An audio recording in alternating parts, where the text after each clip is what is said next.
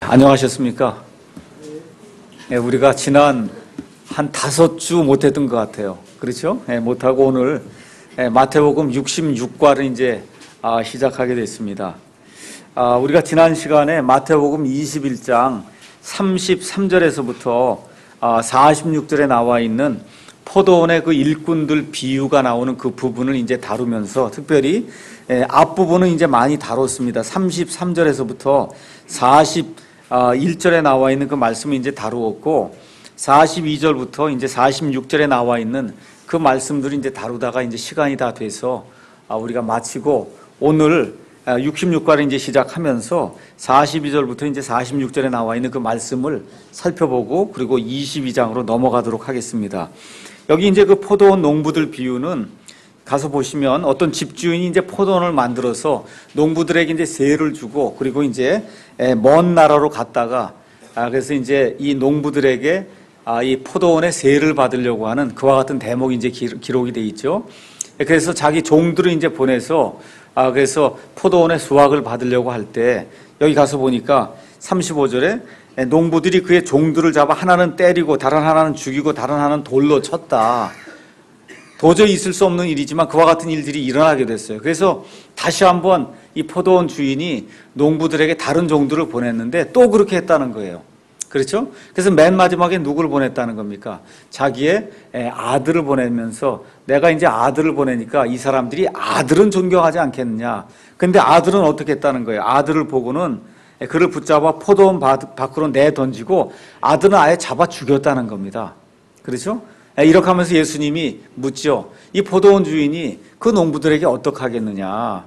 그렇게 이제 묻는 것과 같은 대목이 이제 나오니까 그들이 이제 예수님께 얘기하기를 그가 그 사악한 자들 무참히 멸하고 그 포도원 수확이 그 세를 잘 낼 그 사람들에게 줄 것입니다. 이제 얘기하면서 이제 예수님이 이제 자기 자신에 대해서 이제 말씀하시는 그런 내용이 42절부터 46절에 이제 나와 있습니다. 42절부터 46절을 제가 한번 읽어보겠습니다.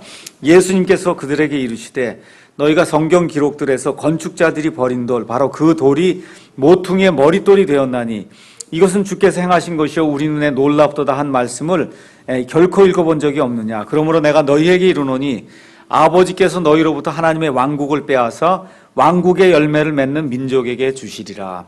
유대인들의 지금까지 여기 나와 있는 포도원 비유를 통해서 유대인들에게 포도원을 맡기고 그래서 이제 포도원의 수확을 유대인들에게 받으려고 했는데 심지어 하나님의 아들 되신 예수님이 오니까 그 예수님을 잡아 죽이기까지 하는 그와 같은 이 사악한 짓을 유대인들이 이제 하게 되니까 그래서 그 왕국 다시 말해서 그 포도원을 빼앗아서 그래서 열매를 이렇게 맺히고 그다음에 수확에 그와 같은 그 세를 낼 수 있는 그런 민족에게 이 왕국, 이 포도원을 이제 왕국이라고 이제 비유를 하면서 그 왕국을 열매를 맺는 민족에게 주시겠다 이제 말씀하시면서 누구든지 이 돌 위에 떨어지는 데는 부서지겠고 누구에게든지 이 돌이 떨어지면 그를 갈아서 가루로 만들리라 하시니라.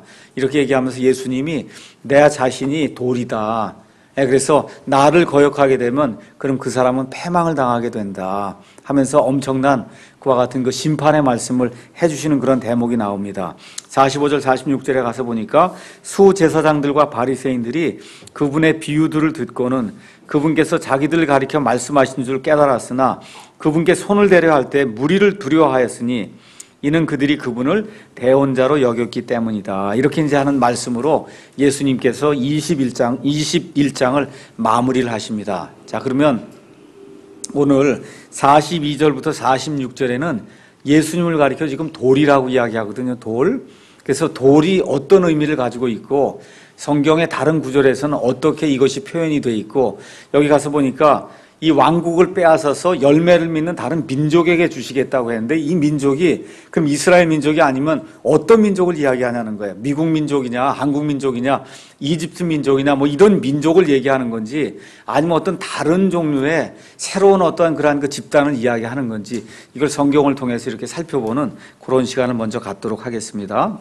먼저 이사야서 8장 14절에서 15절 가서 보면 예수님은 이스라엘에게 걸려 넘어지게 하는 그런 돌이었다고 하는 그런 대목이 이제 나오거든요. 제가 가서 이사야서 8장에 나와 있는 말씀을 한번 가서 읽어보도록 하겠습니다. 8장 14절에서 15절에 가서 보면 그가 성소가 될 것이나 이스라엘의 두 집에게는 걸림돌과 실족하게 하는 반석이 되며 예루살렘 거주민들에게는 함정과 올무가 되리니 그들 가운데 많은 사람이 걸려 넘어지고 쓰러지며 부서지고 올무에 걸려 붙잡히리라 하시니라. 예수님께서 이상하게 하나님의 아들이라고 자신을 소개하면서 많은 기적을 일으키고 메시아 표적을 보이는데 받아들이질 않습니다, 이 유대인들이. 그렇죠? 그래서 예수님 자신이 유대인들, 이스라엘의 집에게는 걸려 넘어지게 하는 그런 돌이 됐다. 성경이 지금 그렇게 이야기를 하고 있습니다. 로마서 9장 32절에도 이 말씀이 나와 있는데 제가 다시 한번 가서 읽어보도록 하겠습니다. 로마서 9장 32절과 33절에 가서 보니까 이렇게 되어 있습니다. 무슨 까닭이냐? 이는 그들이 믿음으로 그것을 구하지 아니하고 오히려 율법의 행위로 되는 것처럼 구하였기 때문이라. 그들은 그 걸림돌에 걸려 넘어졌느니라. 이것은 기록된 바 보라 내가 걸림돌과 실족하게 하는 반석을 시온에 두노니 누구든지 그를 믿는 자는 부끄러움을 당하지 아니하리라 함과 같으니라. 여기도 지금 돌이라고 하는 게 나오는데 예수님 자신을 돌이라고 표현하고 있어요. 그래서 그 예수님을 믿는 자는 구원을 받고 부끄러움을 당하지 않는데 예수님을 믿지 않고 예수님을 부인하는 그런 자들에게는 예수님 자신이 걸림돌과 실족하게 하는 그런 반석이 되겠다. 지금 물론 이스라엘 백성에게 이야기하는 건 맞습니다. 근데 지금 이 교회 시대에도 지금 많은 사람들이 예수님을 믿지 않거든요. 믿지 않는 그 사람들에게는 예수님 자신이 오히려 걸려 넘어지게 하는 그런 걸림돌이 된다. 그렇게 지금 이야기를 하는 겁니다. 하나만 더 읽어보겠습니다.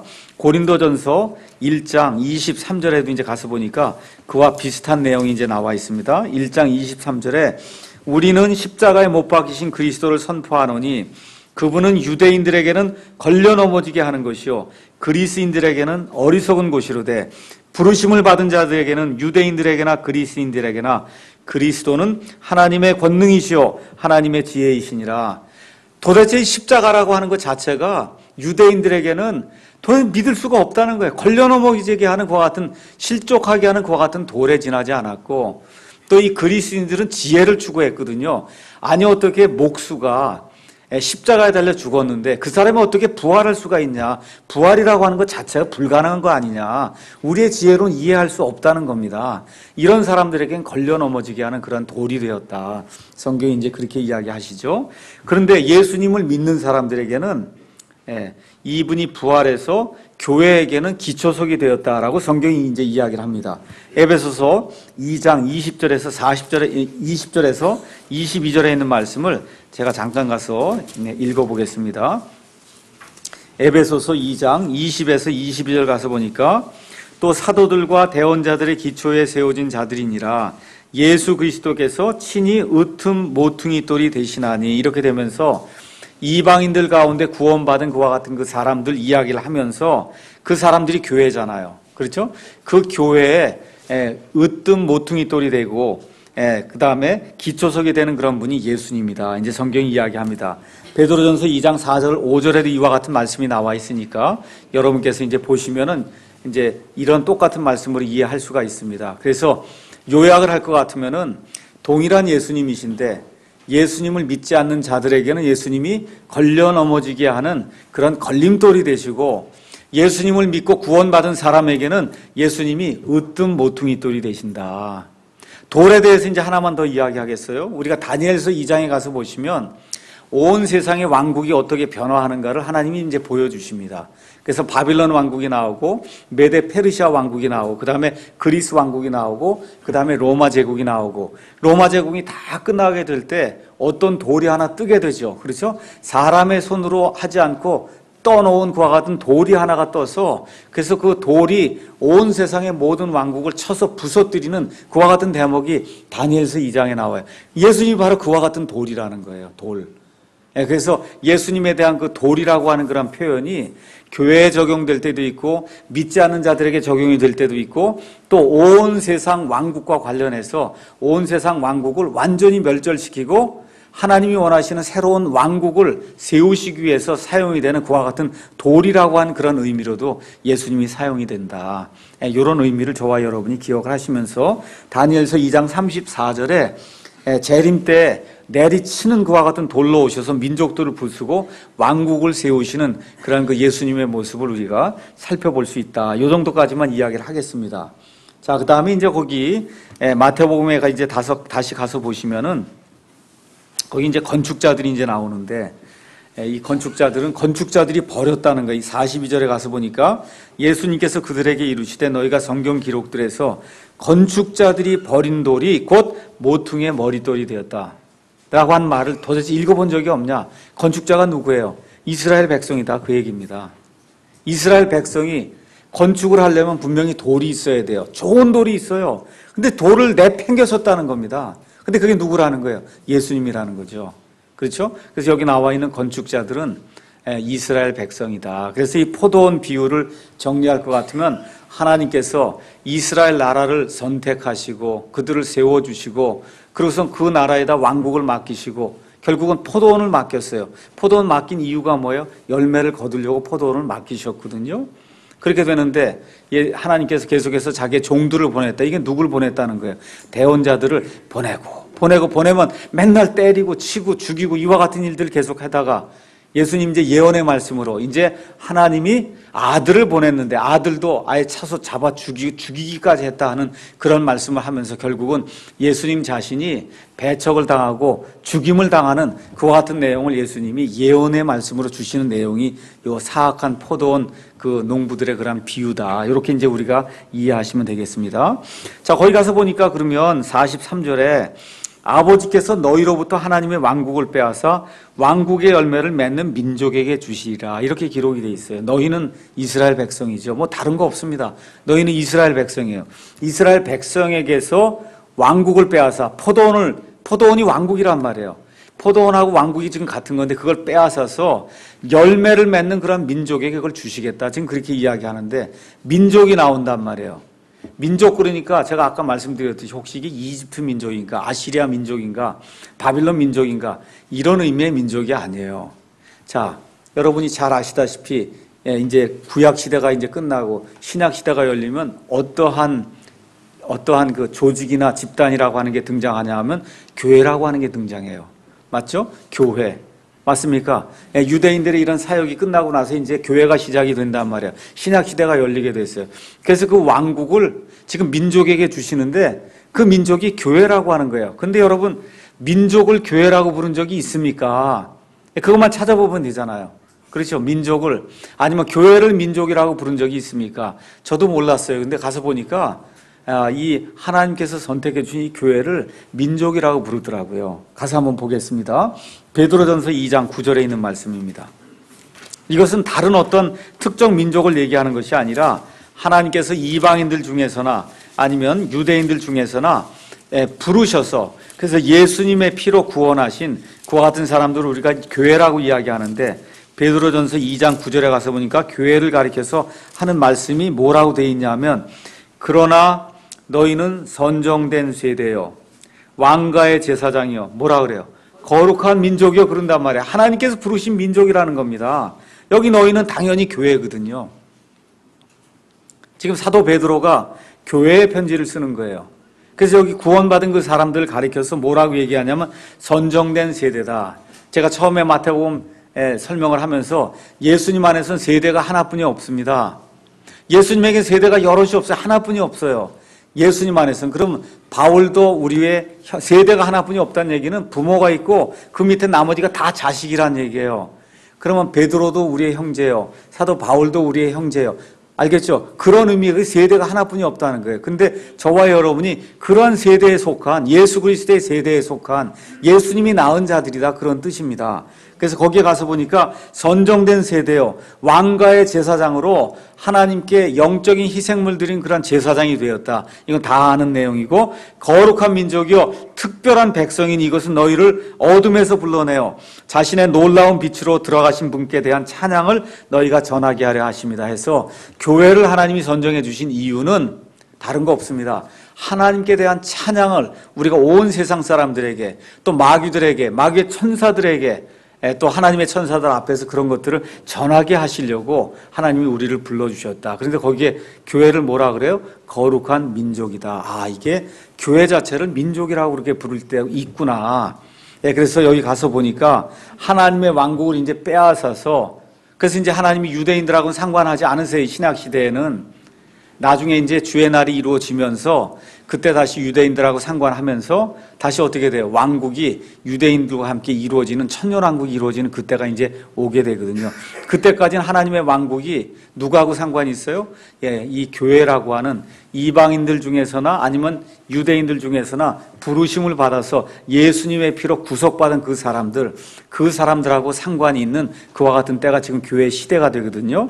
그래서 여기 있는 것처럼 아버지께서 너희로부터 하나님의 왕국을 이제 빼앗아서, 하늘의 왕국이 아니에요. 하나님의 왕국, 하나님이 통치하시는 것, 그걸 왕국이라고 이제 표현했는데, 그걸 왕국의 열매를 맺는 민족에게 주신다 할 때 그 민족은 앞뒤 문맥상 교회로 보는 것이 가장 적합하지 않겠느냐, 그렇게 이제 우리가 볼 수가 있습니다. 그 다음에 이제 예수님께서 또 뭐라고 말씀하시냐면, 그리스도를 배척하는 자들은 산산조각 부서진다. 예수님께서 이제 경고의 말씀을 해주십니다. 자, 이것으로 해서 이제 21장을 다 마치겠는데, 22장, 23장, 24장 이제 들어가면서 계속해서 저와 여러분이 꼭 기억해야 될 게 있어요. 마태복음을 읽으실 때 교회라고 하는 게 지금 아직 없는 그런 상태에서 예수님께서 지금 여전히 유대인들하고 100% 유대인들의 관점에서 유대인들하고 이야기하고 있다는 이 관점을 가지고 성경을 읽지 않으시면 그러면 실수할 수가 있습니다. 그래서 유대인들의 관점에서 마태복음을 꼭 읽어야 된다. 요거를 놓치지 마시고 이제 22장으로 가서 성경 말씀을 또 살펴보도록 하겠습니다. 1절에서 이제 14절에는 하나님의 그 잔치에 초대받은 자들에 대한 그런 비유의 말씀이 나옵니다. 제가 조금 길지만 아무래도 설명을 하기 위해서는 읽어야 되기 때문에 제가 읽어보도록 하겠습니다. 예수님께서 응답하며 다시 비유로 그들에게 말씀하여 이르시되, 하늘의 왕국이에요. 마치 자기 아들을 위해 혼인잔치를 베푼 어떤 왕과 같으니라. 그가 자기 종들을 보내어 결혼식에 초대받은 자들을 불렀으나 그들이 오려하지 아니하매 그가 다시 다른 종들을 보내며 이르기를, 초대받은 자들에게 알리되, 보라, 내가 내 오찬을 준비하고 내 소와 살진 짐승을 잡고 모든 것을 갖추었으니 혼인잔치에 오라 하라 하였으나 그들이 그것을 가볍게 여기고 자기대로 길로 가되 하나는 자기 농장으로 가고 다른 하나는 장사하러 가며 그 남은 자들은 그의 종들을 붙잡아 모욕하고 죽이니라. 그러나 왕이 그것을 듣고 노하여 자기 군대들을 보내어 그 살인한 자들을 멸하고 그들의 도시를 태우며 그대 자기 종들에게 이르되, 결혼식은 준비되어 있으나 초대받은 자들이 합당하지 아니하니 그런즉 너희는 큰 길로 나가서 만나는 자들을 다 혼인잔치에 초대하라 하매, 이에 그 종들이 큰 길로 나가서 나쁜 자든 좋은 자든 다 만나는 데를 함께 모아오니 결혼식에 손님들이 가득하더라. 왕이 손님들을 보러 올 때 거기서 결혼식 예복을 입지 않은 한 사람을 보고 그에게 이르되, 친구여, 어찌 내가 결혼식 예복을 입지 않고 여기 들어왔느냐 하니 그가 아무 말도 못하거늘, 이에 왕이 종들에게 이르되 그의 손발을 묶고 그를 데려다가 바깥 어둠에 내던지라. 거기서 슬피 울며 이를 갈미 있으리라 하니라. 부름받은 자는 많으나 선정된 자는 적으니라 하시니라. 해서 1절부터 이제 14절에 이 왕의 아들의 혼인 만찬에 이렇게 초대받은 그러한 손님들에 대한 그와 같은 이야기가 이제 나오고 있습니다. 자, 그러면 먼저 일반적인 해석, 일반 교회에서는 이걸 다 일반 교회는 이걸 교회로 해석하거든요. 교회로 해석한단 말이에요. 근데 제가 말씀드렸듯이 여기 지금 하늘의 왕국의 비유예요. 하늘의 왕국이 나오면 이건 교회하고는 거의 상관이 없다고 일단 보셔야 된다. 지금 여기 말씀을 듣는 사람들이 유대인들이죠. 이 말씀을 듣는 사람들. 이 유대인들이 교회라고 하는 것 자체를 압니까? 모릅니까? 지금 몰라요. 교회가 있다는 것도 모르고 예수님이 교회를 창시한다는 그것도 모르는 그런 그 유대인들에게 하늘의 왕국의 지금 하늘의 왕국의 신비에 대해서 지금 이야기를 해주고 있는 그런 상황이에요. 이런 상황이니까 지금 이거를 교회에다 직접 대입을 하면 그러면 꼭 문제가 생기게 되어 있습니다. 그래서 일반 교회에서는 어떻게 이제 해석을 하느냐, 그 내용을 먼저 살펴보고, 그럼 우린 이거를 어떻게 설명을 해야 될 것인가, 제가 잠깐 설명하는 그런 시간을 갖도록 하겠습니다. 먼저 2절에서 이제 7절은 왕이 이제 혼인잔치에 사람들을 초대하라고 이제 이 종들을 보냈는데, 종들이 가서 전하니까 사람들이 오질 않습니다. 그렇죠? 가볍게 여기고 장사하러 가고 이렇게 오질 않아요. 그래서 왕이 그것을 듣고 노해서 자기 군대들을 보내갖고 그 도시를 멸하는 데까지, 거기까지는 대부분 이거는 이스라엘과 이스라엘의 멸망이다. 그렇게 이제 교회에서도 그렇게 해석을 합니다. 그건 뭐 대부분 맞아요. 여기 누가 봐도 그렇지 않습니까? 자기 아들과 혼인잔치를 마련했는데, 그렇죠? 그래서 오라 그러니까 오지 않는다. 여기 앞뒤 문맥으로 봐서 요거는 분명히 요건 이스라엘 백성을 향한 거다. 그 정도는 교회에서도 이해를 한다는 거예요. 여러분, 예수님이 몇 년에 돌아가셔요? AD 30년경에 돌아가시거든요.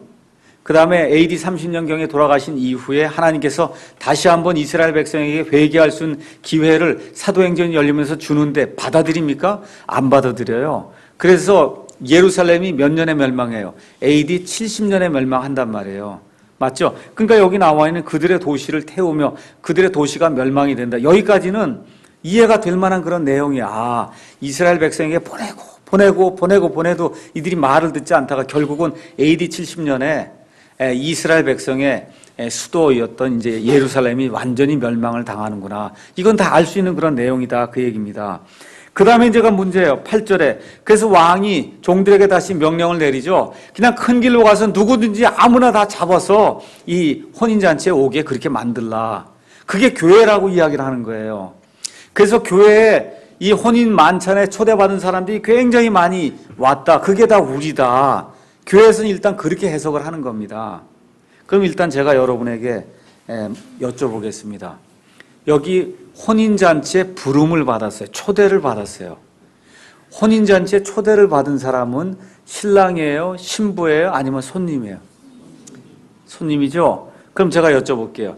여기 교회에 모여있는 사람들, 예수님의 몸된 교회에 들어온 사람은 신랑이에요? 신부예요? 손님이에요? 여러분, 신부예요? 손님이에요? 그러면 여기 지금 나와 있는 이 사람들은 손님이에요? 신부예요? 여기 사람들은 손님이에요, 손님. 신부가 따로 있고 여기 사람들은 손님이에요. 손님이니까 이거를 교회라고 얘기하면 안 된단 말이에요. 제 말을 잘 이해하시겠죠? 여기 신랑과 신부가 이렇게 준비가 돼 있는데 여기에 하객으로 참여하는 그 사람들을 마음대로 뭐 큰 길로 가서 잡아다가 초청해서 무조건 여기로 다 들여라 해서 들어오니까 이 사람들은 손님이지 이 사람은 신부가 아니에요. 이거를 지금 우리 이게 교회입니다. 하나님이 이 사람 저 사람 할 것 없이 오라 그래갖고 다 불러드렸습니다. 그래서 저와 여러분이 여기 혼인 만찬에 참여하는 하객으로 와 있습니다. 이러면은 해석이 안 맞잖아요. 이해하시겠죠? 지금 교회가 그렇게 가르친다 그 얘기입니다. 또 하나 이제 문제가 있어요. 그렇게 가르치다 보면 왜냐하면 11절에서 13절에 가서 보니까 거기에 혼인 만찬에 손님들이 다 들어왔는데 어떤 사람이 하나 들어오냐 하면 결혼식 예복을 입지 않은 사람이 하나 들어왔다는 겁니다. 그랬더니 왕이 진노해갖고 이 사람을 내어 쫓는데 13절 가서 보니까 종들에게 뭐라고 얘기하면서 내어 쫓냐 하면 그의 손발을 묶고 그를 데려다가 바깥 어둠에 내 던지라는 거예요. 거기서 슬피 울며 이를 갈미 있으리라. 이게 무슨 소리예요? 지옥에 던지라는 거잖아요. 아니 그러면 구원받는 하나님의 이 신부로 여기 앉아있는 사람이 구원을 잃어버려갖고 지옥불 속에 또 들어가는 그런 일이 있다. 이렇게 해석이 될 수밖에 없잖아요. 맞죠? 그러니까 이 말씀을 교회에다 적용하면 이건 맞지 않는다는 겁니다. 교회에 이거 적용할 수가 없는 그런 말씀이라는 거예요. 그래서 이제 교회에서는 보통 이제 우리가 교회를 다니면은 두 종류의 교회가 있다 그렇게 이야기합니다. 하나는 칼빈주의 교회가 있고 하나는 알미니안 교회가 있다 그렇게 얘기합니다. 칼빈주의는 칼빈의 교리를 추종하는 그런 스타일의 교회를 칼빈주의 교회라 얘기하고 알미니안 교회는 알미니우스라고 한 사람이 주장한 그런 교리를 이렇게 추종하는 그런 교회를 알미니안 교회다. 그럼 차이가 뭐냐면 칼빈주의 교회에서는 사람이 한번 구원받으면 구원은 영원히 잃어버릴 수 없는 겁니다. 이렇게 하는 데가 그게 칼빈주의 교회예요. 보통 이제 장로교회들이 한번 구원받으면 영원히 구원받습니다. 성도들의 견인이라든지 이런 걸 이제 들면서 그렇게 이야기해요. 물론 저희는 칼빈주의는 용납하지 않지만 칼빈주의에서 이야기하는 것처럼 한 번 구원받으면 영원히 구원받습니다. 저희는 그걸 믿습니다. 다만 칼빈주의로 믿는 것이 아니라 하나님의 말씀이 있기 때문에 그렇게 믿어요. 근데 이제 알미니안주의는 어디에서 이제 가르치는 거냐면 보통 순복음교회나 아니면 감리교회는 알미니우스가 가르친 그와 같은 교리를 이제 받아들여서 사람이 구원을 받았다가 구원을 잃어버릴 수가 있다는 겁니다. 그러니까 알미니안 교리를 주장하는 사람들은 이 말씀이 좋은 거예요. 이 말씀이 이렇게 초대를 받았다가 왕이 진노해서 결혼식 예복을 입지 않고 온 사람을 내쫓는 게 있지 않냐. 봐라 이러니까 알미니안 교리가 이게 맞는 게 아니냐. 이렇게 주장하는 근거 구절로 이 구절을 사용한다는 겁니다. 그 다음에 이제 또 하나가 있어요. 뭐가 있냐. 우리 침례교회 안에 랜드마크 베프티스트라고 랜드마크 교리를 주장하는 침례교인들이 있어요. 이 교인들의 특징은 뭐냐면 침례교인들만 교인이라는 거예요. 침례교인들만 교회라고 이야기해요. 그래서 지금 여기 그 사람들의 주장은 또 이 말씀을 인용을 해서 봐라 이거죠. 장로교회나 감리교회에 속한 사람들은 맨 끝에 가서 이 침례라고 하는 그런 의복을 입지 않고 들어왔기 때문에 그래서 결국은 지옥불 속에 가서 떨어질 수밖에 없는 그런 사람들이 있다. 이렇게 해석할 수 있는 근거가 되는 말씀이 이 말씀이다. 그 얘기입니다. 이런 말씀들이 다 틀렸다는 거예요. 왜 그래요? 이걸 자꾸 교회로 생각하게 되면 이게 문제가 발생하거든요. 근데 여기 나와 있는 것은 22장 2절에 하늘의 왕국은 이렇게 나가면 이거 벌써 하늘의 왕국 비유다 이렇게 나가면 이걸 교회에다 적용하기는 이게 쉽지 않겠구나. 영적인 의미로 적용하는 건 가능하지만 문자적인 의미로 이걸 그대로 교회에 적용하는 것은 그건 맞지 않는다. 일단은 그렇게 생각을 하시고 그럼 누구에게 적용해야 되겠어요? 이스라엘에게 적용해야 되는 겁니다. 이스라엘 백성에게 적용해야 된다. 이렇게 생각을 하시고 3절에서 7절은 이스라엘의 불순종 있어가지고 AD 70년에 이스라엘 백성이 사랑하던 그러한 예루살렘이라고 하는 도시가 멸망을 당한다. 그건 같이 그렇게 보시면 돼요. 그 다음에 이제 거기 8절부터 그 다음에 14절에 나와 있는 그 말씀은 교회 시대를 뛰어넘어서 이제 AD 70년이 끝나고 나면은 완전히 이제 교회 시대가 정착이 된 거거든요. 이 교회 시대에는 하나님이 상관하지 않아요. 거기 뭐라고 썼어요? 43절에 21장. 너희로부터 그 왕국을 하나님의 왕국을 빼앗아 열매를 맺는 민족에게 그걸 주신다는 거예요. 그러니까 이제 이 예루살렘에서 이스라엘에서 그런 왕국을 빼앗은 다음에는 그 다음에는 하나님이 교회와 상관하시고 교회 시대가 끝나야 다시 이스라엘과 상관한 그런 때가 임한다는 겁니다. 그렇게 생각을 하시고 8절부터 14절을 교회 시대가 끝난 다음에 하늘의 왕국이 다시 이루어지는 그 시점으로 끌고 가시면은 그러면 문제가 간단하게 해결이 될 수 있다. 그래서 그런 식으로 보는 것이 여기 마태복음 22장 1절에서 14절에 있는 그런 말씀을 잘 해석하는 것이 아니겠느냐. 이렇게 이제 우리가 볼 수가 있습니다. 자, 왜 그렇게 보냐 하면은 21장 39절에 가서 보면은 여기 아들이 왔는데 아들을 붙잡아 죽이거든요. 근데 여기 22장에는 지금 아들이 살아있잖아요. 맞죠? 그러니까 이미 아들이 부활한 그런 상태예요. 아들이 부활한 그런 상태에서 이 비유가 주어진다. 이런 내용들 여러분이 기억을 하시고 그래서 8절에서 15절은 교회 시대를 뛰어넘어서 교회 시대, 이 중간에 교회 시대가 있어요. 이걸 뛰어넘어서 하늘의 왕국이 이루어지기 전, 바로 그 전에 있을 환란기의 그 끝부분의 사건으로 보는 것이 이제 좋습니다. 자, 그러면 환란기, 7년 환란기가 있는데 7년 환란기가 시작이 되는 그 시점쯤 돼서 하나님의 교회는 다 휴거가 돼서 올라가고 하늘에서는 어떤 일이 생깁니까? 하나님의 어린 양의 혼인 만찬이 거행이 되고 이 땅에서는 하나님을 모르는 그러한 사람들을 향한 하나님의 진노의 그와 같은 심판이 이루어져서 7년 환란기가 이루어져요. 그래서 이 7년 동안에 어린 양의 혼인 만찬이 준비가 되는 가운데 이런 가운데 이 땅에서 이제 진노의 그와 같은 그 일들이 이제 이루어지고 이렇게 돼서 이게 끝나고 나면 천년왕국이 이루어지게 되거든요. 천년왕국은 평화의 시대예요. 평화의 시대라고 얘기하면 말 그대로 하나님의 이러한 그 어린 양의 혼인 만찬이 이루어진 이후에 그 천년 동안 결혼식의 그 기쁨이 이루어지는 결혼식 연회의 기간이다. 여러분께서 그렇게 이제 생각을 하셔도 됩니다. 그래서 여기에 지금 나오는 여기 가서 보니까 잔치 자리에 이 혼인 예복을 입고 들어오지 않은 그 사람들은 천년왕국에 들어가지 못하는 그와 같은 이스라엘 백성이다. 이렇게 보시면은 가장 무난한 그런 해석이 되지 않겠느냐. 이렇게 우리가 생각을 해볼 수가 있습니다. 그래서 여기에 손님들은 환란기에 이 땅에 있을 그와 같은 유대인들로 보는 것이 합리적인 그와 같은 해석이다. 저는 이제 그렇게 생각이 듭니다. 신부가 아닙니다. 다시 한번 말씀드리지만 신부는 하나뿐이 없어요. 신부는 초청을 받지 않아요. 초대받지 않습니다. 결혼식의 주인이기 때문에. 자, 그러면 결혼식 예복을 입지 않은 사람은 누구냐? 먼저 여기 가서 보니까 어떤 내용이 있냐면 왕이 결혼식 예복을 입지 않은 사람을 내쫓는 그런 대목이 있거든요. 이걸 보니까 옛날에 동방에서는 결혼식 예식을 할 때 결혼식에 참여하는 사람들에게 입을 옷을 줬다는 거예요. 특별히 여자들 같은 경우도 이 몸을 가릴 수 있도록 그와 같은 그 옷을 줬어요. 그게 없는 사람은 못 들어가는 겁니다. 근데 그거 없이 들어온 사람이 지금 있다는 거예요. 지금. 그렇죠? 예복이 없다고 하는 것은 옷을 분명히 줬는데 그걸 거부했다는 얘기입니다. 옷을 분명히 줬어요. 누구에게나 다 옷을 거저 주는데 옷을 거부했다는 얘기예요. 이것은 우리가 뭐라고 이제 해석을 할 수 있냐 하면, 이제 우리가 좀 이따 공부하겠지만 마태복음 24장 13절에도 가서 보면 환란기에는 믿음을 가지고 끝까지 유대인들이 이 환란기 7년까지 끝까지 견뎌야 구원을 받는 그와 같은 일이 이제 생기게 되거든요. 그 끝까지 견디지 못한 그런 사람이 이 결혼 예식에 예복을 입고 들어오지 않은, 그래서 천년왕국에 들어가지 못하는 그런 사람이 아니겠느냐, 이렇게 보는 것이 합당하겠다. 그래서 9절에서 이제 10절에 나와 있는 그 말씀, 이 종들을 부르고 해서 환란기에 많은 유대인들이 돌아오고 하는 그런 것은 민족적으로 이스라엘을 부르시는 것이고, 그 다음에 11절에서 14절에 나와 있는 그 말씀은 그 민족적으로 부른 그 이스라엘 백성 가운데 그 나오는 모든 사람들을 개인적으로 하나님이 심판하는 것이 아니겠느냐, 이렇게 이제 보는 그런 식으로 보는 것이 가장 합리적이다. 저는 이제 그렇게 보고 해석을 그렇게 했습니다.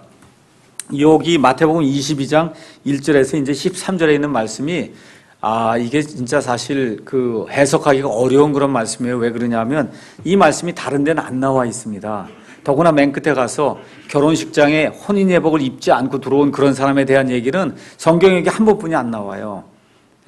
그래서 이거를 잘못 해석하게 되면 그러면 구원을 잃어버린다는 그런 해석도 나오고 여러 가지 그러한 불합리한 그런 일들이 생기기 때문에 이게 하늘의 왕국의 비유기 때문에 이스라엘에게 적용이 되고, 그래서 민족적으로 부르는 것이 있고 개인적으로 하나님이 심판하는 것이 있다. 이 정도로 여러분과 제가 이해를 하면은 그럼 좋지 않겠는가, 이렇게 생각이 들고, 자, 그러면 성경을 해석할 때 어떻게 해석을 해야 되냐면 먼저 문자 그대로 수신자가 누구인가를 보면서 해석하는 그런 방법이 있어요. 그게 지금까지 우리가 한 겁니다. 이건 이스라엘에 적용이 되는 그런 말씀이다.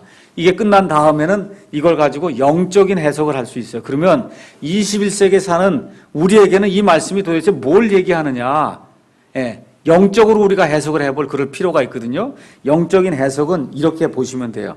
이게 복음이 지금 전해졌는데 하늘 잔치가 열렸다는 겁니다.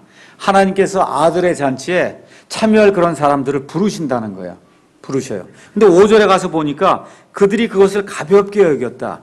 하나님께서 자기 아들의 그 복음의 잔치에 사람들을 부르시는데 그 하나님이 부르시는 그 부름을 소홀히 여기고 가볍게 여기는 그런 사람들이 있다는 거예요.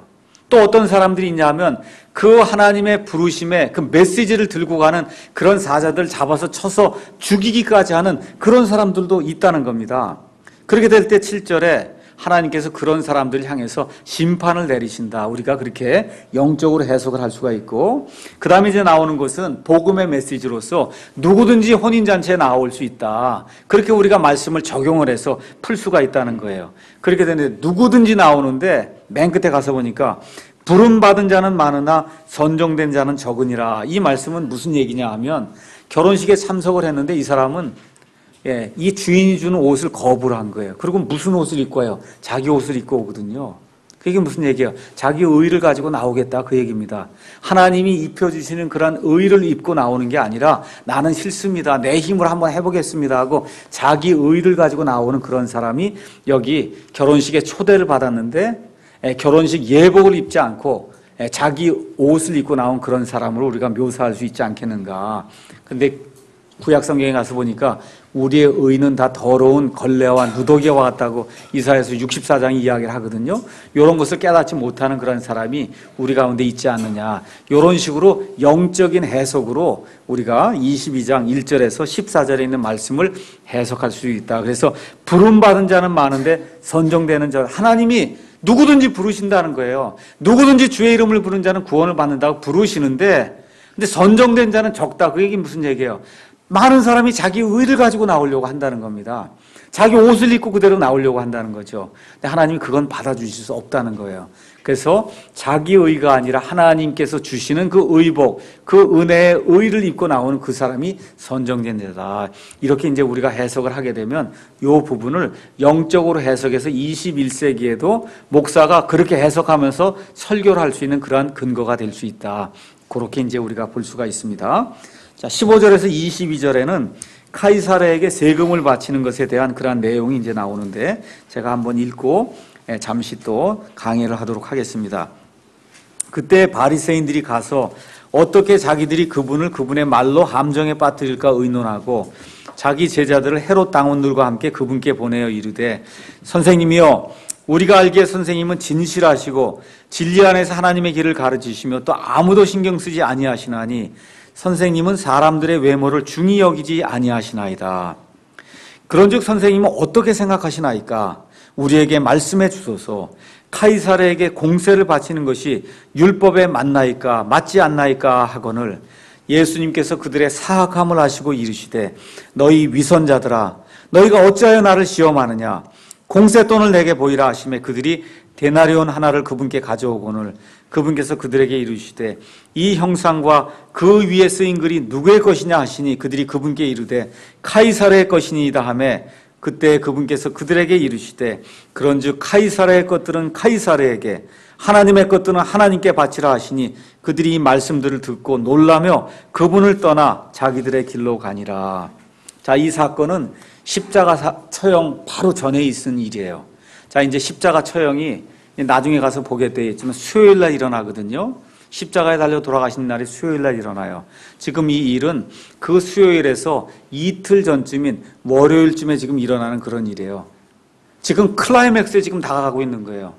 예수님 돌아가실 날이 이제 한 이틀, 3일뿐이 남지 않은 그런 상태에서 유대인 지도자들이 나타나는 겁니다. 바리새인들이 나타나고 서기관들이 나타나고 이렇게 나타나서 하나씩 어떻게 하든지 예수님을 걸고 넘어져서 예수님을 잡아 죽이려고 하는 그런 고속거리를 찾으려고 지금 노력하는 그런 대목들이 이제 나오는 거예요. 어떻게 하든지 여기 가서 보니까 예수님의 말로 예수님을 함정에 빠뜨리려고 지금 노력하는 그와 같은 대목이 이제 나오는데 근데 여기 가서 보니까 그렇게 하려고 하다가 오히려 누가 함정에 빠져요? 자기들이 오히려 함정에 빠지는. 그래서 맨 끝에 가서 보니까 그들이 이 말씀들을 듣고 놀라며 그분을 떠나 자기들의 길로 돌아갔다. 출애굽장 쳤다 이제 그렇게 이야기할 수가 있습니다. 자, 이 사람들이 나오는데 처음에 아첨하는 말로 나오죠. 그래서 뭐라 그래요? 선생님, 우리가 가만히 보니까 선생님은 진실하시고 진리 안에서 하나님의 길을 가르치시며 아무도 사람 신경 쓰지 아니하십니다. 정말 선생님은 사람들의 외모를 중히 여기지 않는 그런 분입니다 하고 아첨하는 말을 가지고 지금 하나님 앞에 나오는 그런 얘기가 이제 이 안에 기록이 되어 있습니다. 똑같은 말씀이 누가복음 20장에도 기록이 되어 있는데 누가복음 20장 20절에 가서 보면 예수님을 총독의 권세와 권위에 넘겨주기 위해서 지금 뭘 끄집어내는 거예요? 세금 문제를 끄집어내는 거예요. 이 세금 문제가 바로 뭐냐면 폭탄과 같은 거예요. 왜 폭탄과 같으냐? 자, 유대인들에게 세금 바치는 그 문제하고 그 다음에 지금 로마 사람들에게 세금 바치는 이 문제가 이게 아주 첨예한 그런 문제였습니다. 자, 만일에 예수님이 그러면 세금을 내도 된다고 하면 유대인들이 이 사람은 이거 거짓 대언자구나 그렇게 이야기할 테고 예수님이 세금을 내지 않아도 된다고 얘기하면 그러면 로마 사람들에게는 어떤 일이 되는 반역하는 일이 되잖아요. 그러니까 이게 폭탄과 같은 그런 일이에요. 자, 왜 그러냐면 세금을 내도 된다고 하면 신명기 17장 14절에서 20절에 있는 말씀을 범하게 되는 겁니다. 그러니까 율법을 범하게 되는 거예요. 여기 뭐라고 써 있냐면 카이사르에게 공세를 바치는 것이 율법에 맞습니까? 맞지 않습니까? 할 때 그 율법은 신명기 17장 14절에서 20절에 있는 말씀이에요. 이건 무슨 얘기냐면 너희 가운데 나중에 왕을 세워도 좋다. 근데 왕을 세워도 좋은데 왕은 꼭 누구여야 된다는 거예요. 이건 이스라엘 백성 가운데서 나온 이스라엘 자손 중에서 나온 사람만 이스라엘의 씨에서만 왕이 되는 거지 다른 사람은 너희를 다스릴 왕이 될 수 없다는 거예요. 왕이 될 수도 없는 그런 사람 카이사르가 그럼 유대인입니까? 이방인입니까? 가이사라고 보통 돼 있는데 시저라고 얘기하죠. 로마의 황제가 유대인이에요? 지금 이방인이에요? 이방인이에요. 그러니까 이방인은 이스라엘 백성은 원래 다스릴 수 있어요, 없어요? 없단 말이에요. 근데 거기다 갖다 세금을 바쳐도 됩니다 하는 얘기는 유대인들을 다스릴 사람이 이방인이어도 되다, 그런 얘기가 되는 거거든요. 그러니까 유대인들이 이걸 용납할 수 있어요, 없어요? 없다는 거예요. 그렇죠? 그러니까 예수님이 바쳐도 된다 그렇게 얘기할 수가, 바치면 안 된다 그렇게 얘기할 수가 없다는 겁니다. 자, 만일에 세금을 내면 안 된다고 하면 로마에 대한 반역죄가 성립이 되니까 이게 아주 굉장히 교묘한, 정말 이럴 수도 없고 저럴 수도 없는 이와 같은 상황 속에 예수님을 빠뜨려 버린 거죠. 근데 거기 가서 보니까 예수님께서 그들의 사악함을 아시고, 그들의 사악함을 아시고 이렇게 기록이 되어 있는데, 마가복음 12장 15절에는 똑같은 말씀이 그들의 위선을 아시고 그렇게 기록이 되어 있어요. 위선. 그게 무슨 얘기예요? 겉과 속이 다르다는 거예요. 말은 와서 아첨을 하고 막 그러는데, 근데 그 속이 훤히 들여다 보인다는 겁니다. 그 다음에 누가복음 20장 23절에는 똑같은 말씀을 또 뭐라 기록하고 있냐면 그들의 간교함을 아시고. 그래서 여러분, 복음서를 이렇게 대조해서 보는 게 전체적인 그림을 그릴 수 있다는 거예요. 여기서는 그들의 사악함을 아시고, 마가복음에서는 그들의 위선을 아시고, 누가복음에서는 그들의 간교함을 아시고. 아시겠죠? 동일한 성령님이 지금 다른 말을 사용해서 그 사건을 아주 예리하게 지금 파헤쳐 주시는 것을 우리가 볼 수가 있습니다. 그래서 예수님이 그들의 사악함을 인지하시고는 오히려 그들을 혼동 속으로 이제 빠지도록 그렇게 이제 만드시죠. 그래서 예수님이 공세돈을 갖고 와라. 그 공세돈은 누가 만든 겁니까? 이 공세돈은 하나님이 만들어요? 카이사르가 만들어요? 누가 만든 거예요? 공세돈을 갖고 와라 그러니까 공세돈을 갖고 왔어요. 그렇죠? 여기 공세돈 위에 여기 가서 보니까 뭐가 기록이 돼 있잖아요. 그렇죠? 이 형상이, 카이사르의 형상이 있고, 그렇죠? 그 위에 글이 쓰여 있단 말이에요. 이게 누구 거냐? 누구 거냐 그렇게 얘기하니까 이 사람들이 이건 카이사르 겁니다. 그렇게 얘기할 수밖에 없잖아요. 카이사르 건데. 이 공세돈을 누가 만들어요? 이 로마의 황제 카이사르가 만드니까 이건 카이사르 겁니다. 그랬더니 예수님이 옳거니 너는 말 잘했다. 카이사르의 것들은 카이사르에게 바치고 하나님의 것들은 하나님께 바치면 되지 그걸 나에게 물을 필요가 너희가 없다 하고 예수님이 아주 멋있게 이들을 반격해서 물리치시는 그런 이제 대목이 나와요. 이 말씀이 대단히 중요한 겁니다. 우리 예수 믿는 사람들에게. 카이사르의 것들은 카이사르에게. 그러니까 다시 얘기하면 교회와 정치는 분리가 돼야 된다는 거예요. 교회와 정치는 분리가 돼야 된다는 거예요. 교회가 정치까지 개입을 해갖고 국가를 교회가 다스리게 되면 그러면 그 나라는 망하게 됩니다. 그게 어느 때예요? 중세 로마 카톨릭 시대가 교회와 국가가 하나가 돼갖고 교회가 곧 국가예요. 국가가 곧 교회가 되는 이런 시스템이 되는 거 하나님이 원치 않는다는 거예요. 카이사르의 것들은 카이사르에게, 하나님의 것들은 하나님에게 하고 예수님이 둘을 아예 분리를 시켜놨어요. 그런데 로마 카톨릭 교회가 나중에 형성이 되면서 어떻게 됩니까? 교회가 국가를 장악하는 그런 일이 발생하다 보니까 어떤 일이 생겨요? 사람이 종교의 자유, 양심의 자유를 잃게 되는 거예요. 그 나라에 태어나면 무조건 로마 카톨릭 교회 교인이 돼야 되는 겁니다. 그게 안 되면 직장도 못 얻고 결혼도 못하고 나중에 장례식 부지도 얻지 못하고 이렇게 하다 보니까 태어나면 무조건 그 국가 교회에 일원이 되는 그와 같은 일들이 생겨야 돼. 그 일을 하기 위해서 만든 게 뭐예요? 유아세례라고 하는 걸 만들었어요. 그래서 유아세례라고 하는 걸 만들어서 태어나자마자 그 국가에 이 아이가 속하도록 그렇게 만들어 버렸습니다. 그런 일들이 근 1000년 동안 지속이 됐던 거예요. 그 이후에 이 마르틴 루터의 종교 개혁을 통해서 루터교가 만들어졌어요. 루터교도 또 뭐예요? 국가교회예요. 어디? 독일과 스칸디나비아에 있는 그러한 몇몇 나라의 국가교회예요. 그 교회, 그 나라에서는 뭐만 믿어야 돼요? 루터교만 믿어야 되는 거예요. 다른 건 안 되는 겁니다. 그 이후에 또 어떤 일이 생겼어요? 스코틀랜드에서는 장로교가 생겼어요. 스코틀랜드라고 한 그 나라에서는 어떤 것만 믿어야 돼요? 장로교만 믿어야 되는 거예요. 그거 외에는 허락이 안 되는 겁니다. 그 이후에 영국 땅에 성공회가 생겼어요.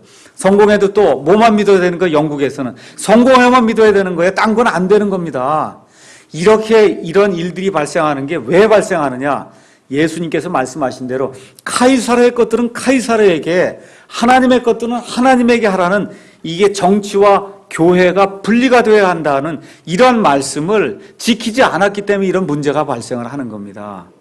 그래서 이제 많은 사람들이 이 종교의 이 박해를 통해서 이 청교도들이라고 하는 그런 사람들이 종교의 박해를 너무 심하니까 그래서 어디로 이민을 갔어요? 이 신세계라고 하는 미국 땅에 이민을 갔습니다. 이민을 가서는 자기들이 뭐 때문에 그렇게 박해를 당했어요? 이 종교 때문에 그렇게 박해를 당했잖아요. 이 청교도들이 식민지 땅에 이제 가서는 또 뭘 하는 거예요? 국가 종교를 또 하는 겁니다. 이 청교도 외에는 안 된다는 거예요. 또 거기 가서는. 이게 아이러니한 거예요. 한번 생각해 보세요. 자기들이 왜 핍박을 받아서 갔어요? 이게 청교도는 안 된다는 거거든요. 영국 땅에서 뭐만 해야 돼요? 성공회만 해야 된다. 우리는 싫습니다. 하고 가서는 미국 땅으로 갔어요. 미국 땅에 가서 하는 일이 뭐예요? 청교도만 된다는 거예요. 또 이번엔. 아시겠죠? 그것 때문에 많은 고통을 겪고 그때 천주교회도 있고 그 다음에 성공회도 있고 감리교도 있고 그 다음에 또 뭐도 있어요? 장로교도 있고 침례교도 있고 이렇게 되다 보니까 처음에 미국 땅에서 어떤 일이 있었냐 하면 한 종교 하지 말고 한 4가지 종교만 선정을 해서 이 4가지만 믿게 하자. 4가지만. 하나만 가지고 가니까 문제가 생기니까. 그랬더니 우리 침례교 선조들이 뭐라 그래? 그건 안 됩니다. 심지어 이 사람이 예수님을 믿지 않고 지옥에 간다 해도 이 사람들에게 양심의 자유를 허락해 줘야지 국가와 교회는 분리가 돼야 됩니다. 이 사람이 뭘 믿든 왜 국가가 그걸 간섭을 합니까? 해서 이 침례교 선조들이 그걸 반대해서 그래갖고 결국 뭐가 만들어졌어요? 이 미국의 헌법이 만들어지게 될 때 누구든지 자기들이 믿고 싶은 것을 믿을 수 있다 해서 카이사르의 것들은 카이사르에게 하나님의 것들은 하나님에게라고 하는 이와 같은 그런 원칙이 미국 땅에서 처음으로 확립이 된 거예요. 그래서 종교의 자유와 양심의 자유가 미국 헌법에 이렇게 기록이 돼서 그 이후에 세워지는 많은 나라들이 미국의 헌법을 기준으로 해서 나라의 헌법을 만들다 보니까 지금 우리나라도 헌법을 만들었는데 그 안에 종교의 자유가 있고 양심의 자유가 있고 그렇죠. 집회 결사의 자유가 있고 이게 다 어디서 나온 거예요? 침례교 선조들이 만들어 준 거예요. 하나님께서 그렇게 말씀하지 않았냐? 정치와 그 다음에 종교는 구분이 돼야 된다. 예수님이 직접 말씀해 주지 않았냐? 이 말씀의 진리를 우리 침례교 선조들이 미국 땅에서 그걸 가서 실천하게 될 때 그것이 헌법에 박히게 되고 그렇게 되면서 그 이후에 나온 세상의 많은 그러한 그 나라의 헌법에도 이런 것들이 명시되게 된 겁니다. 그래서 이런 내용들을 잘 기억을 하시면서 카이사르의 것들은 카이사르에게 하나님의 것들은 하나님에게라고 하는 예수님의 이 명령이 무엇인가를 우리가 다시 한번 잘 생각해 볼 수 있는 그런 계기가 됐으면 좋겠습니다. 오늘 일단 여기까지 하고 마치도록 하겠습니다.